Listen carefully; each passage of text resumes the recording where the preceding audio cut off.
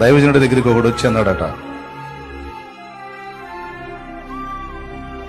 నేను యేసుప్రభుని నమ్ముకున్నాను, నాకేం జరగలేదు, బాప్తీసం కూడా తీసుకున్నాను, అయినా నాకేం కాలేదు, నాకేం జరగలేదు, నేను అనుకున్న కోరికలు తీరలేదు, ఇప్పటిదాకా చూశాను, ఇంక వదిలేద్దాం అనుకున్నాను అన్నాడట. కానీ నువ్వంటే నాకు గౌరవం, చివరిసారిగా నీకు ఒక మాట చెప్పి ఇక నేను వదిలేద్దాం అనుకుంటున్నాను యేసుప్రభుని అన్నాడట. ఈయన అన్నాడట, సరేలే, నువ్వు అలా తీర్మానం చేసినప్పుడు నేను మాత్రం ఏం చేస్తాను, నా మీద గౌరవం ఉందన్నావు కాబట్టి ఒక మాట చెబుతా, చేస్తావా అన్నాడంట.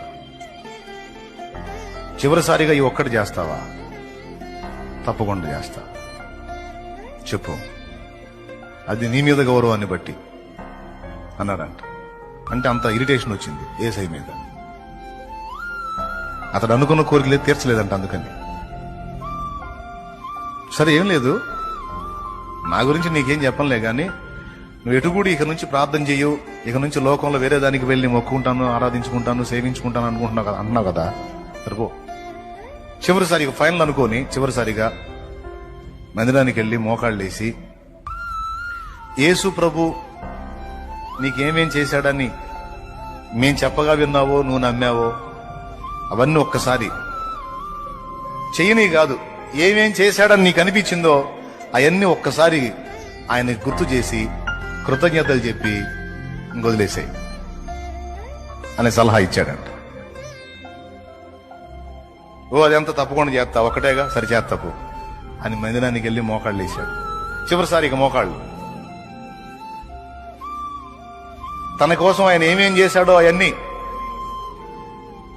గుర్తు చేసుకుని కృతజ్ఞతలు చెప్పి ఇక మానుకోమన్నాడు కదా, ఇక మోకాళ్ళు వేసి మొదలు పెట్టాడు.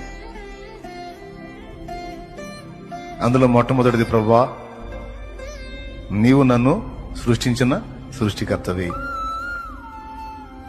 ప్రభువా నీవు నన్ను ప్రేమించావు, ప్రభువా నేను పాపినై ఉండగానే నా కోసం ప్రాణం పెట్టావు, నా కోసం సిలువను మోసావు, నా కోసం శ్రమను అనుభవించావు, నేను పాపినై ఉండగానే నన్ను ప్రేమించావు,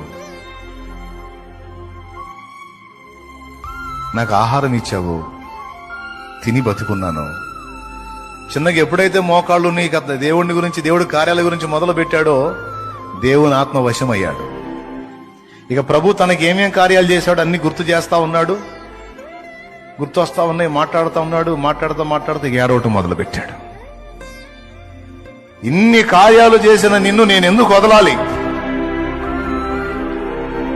ఎందుకు వదలాలయ్యా? సచ్చినా నిన్ను వదిలిపెట్టను, నన్ను క్షమించు. సచ్చినా నిన్ను వదిలిపెట్టను, నన్ను క్షమించు.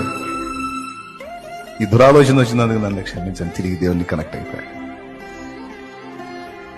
ప్రార్థన అనగానే మోకాళ్ళ మీదకి వెళ్ళి స్తోత్రం స్తోత్రం స్తోత్రం స్తోత్రం అని 4 మాటలు తీసుకెళ్ళి ఆయనకు అప్పచెప్పి అడుక్కోవటం కాదు. ప్రార్థన అంటే చాలు, ఇక బొచ్చి తీసుకోవటమే.